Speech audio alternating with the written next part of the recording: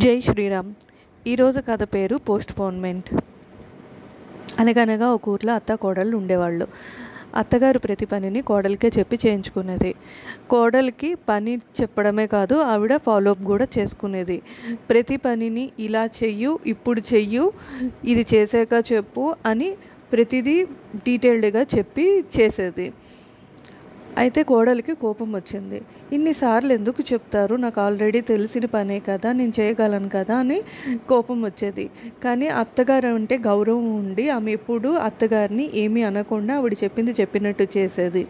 అయితే ఇలా నడుస్తూ ఉండగా ఒకరోజు ఆ అత్తగారు కాలం చేశారు. ఇంకా కోడలు ఇంట్లో వాళ్ళందరూ బాధపడ్డారు, దానిలో నుంచి బయటపడ్డారు. అయితే కోడలికి ఇప్పుడు కొంచెం ఫ్రీడమ్ దొరికింది. ఇప్పుడు ఆమెకి ఫాలోఅప్ చేసేవాళ్ళు లేకపోవడం వల్ల ప్రతి పనిని కొంచెం వాయిదాలు వేయడం మొదలుపెట్టింది. ఇలా అలవాటైన కోడలు వంటింట్లో సామాన్లు తోముకునేది కూడా వాయిదాలు వేయడం మొదలుపెట్టింది. 2 సామాన్లే ఉన్నాయి కదా, తర్వాత చేసుకుందాంలే, ఇప్పుడు ఏమవుతుంది అని వాయిదాలు వేయడం మొదలెట్టింది. అలా 1-2 రోజులు వాయిదాలు వేస్తూ ఇంట్లో ఉన్న సామాన్లన్నీ వంటకు కావాల్సినవన్నీ వాడేసింది. ఇప్పుడు వంటకి వండుకోవడానికి సామాన్లు లేవు. అయితే ఇంకా ఏం చేయాలని ఆవిడకి అర్థం కాక, తోమడం ఇష్టం లేక భర్తని బయట నుంచి ఫుడ్ తీసుకొని రమ్మని చెప్పి రిక్వెస్ట్ చేసింది. సరేలే, పిల్లం కష్టపడుతుంది కదా, పోనీ ఈసారికి తీసుకొద్దాంలే అని భర్త తీసుకొని వచ్చాడు. ఇదే అలవాటుగా మార్చుకొని రెగ్యులర్గా ఇదే పని చేయడం మొదలుపెట్టింది.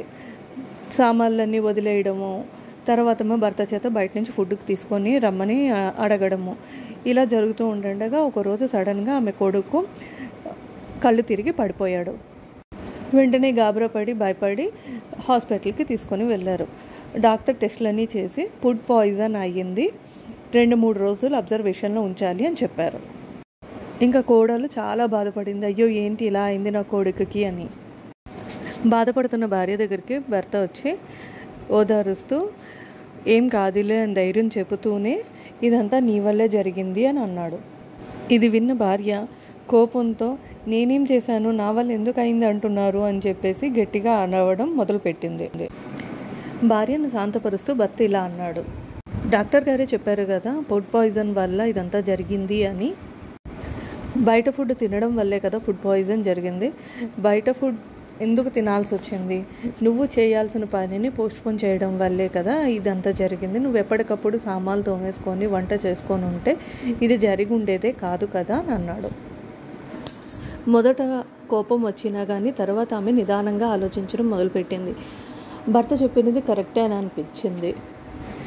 ఆమె రియలైజ్ అయ్యి బయట ఫుడ్ మానేసి తన పనులు తాను ఎప్పటికప్పుడు చేసుకోవడం మొదలుపెట్టింది. భర్త కూడా తనకి టైం దొరికినప్పుడల్లా భార్యకు హెల్ప్ చేయడం మొదలుపెట్టాడు. ఇలా ఫ్యామిలీ అంతా హ్యాపీగా ఉన్నారు. ఇదండి కథ. ఈ కథ నుండి నేను నేర్చుకున్నది 3 విషయాలు. 1, పెద్దలు ఏది చెప్పినా మన కోసమే చెప్తారు అనే విషయం. 2వది, మన పని మనము ఎప్పటికప్పుడు వెంటనే పూర్తి చేసుకోవాలి అని. ఇంక 3వది, బయట ఫుడ్ ఎంత పాసిబుల్ అయితే అంత అవాయిడ్ చేయాలి, తప్పని పరిస్థితుల్లో తప్ప బయట ఫుడ్ తినకూడదు అని. జై శ్రీరామ్.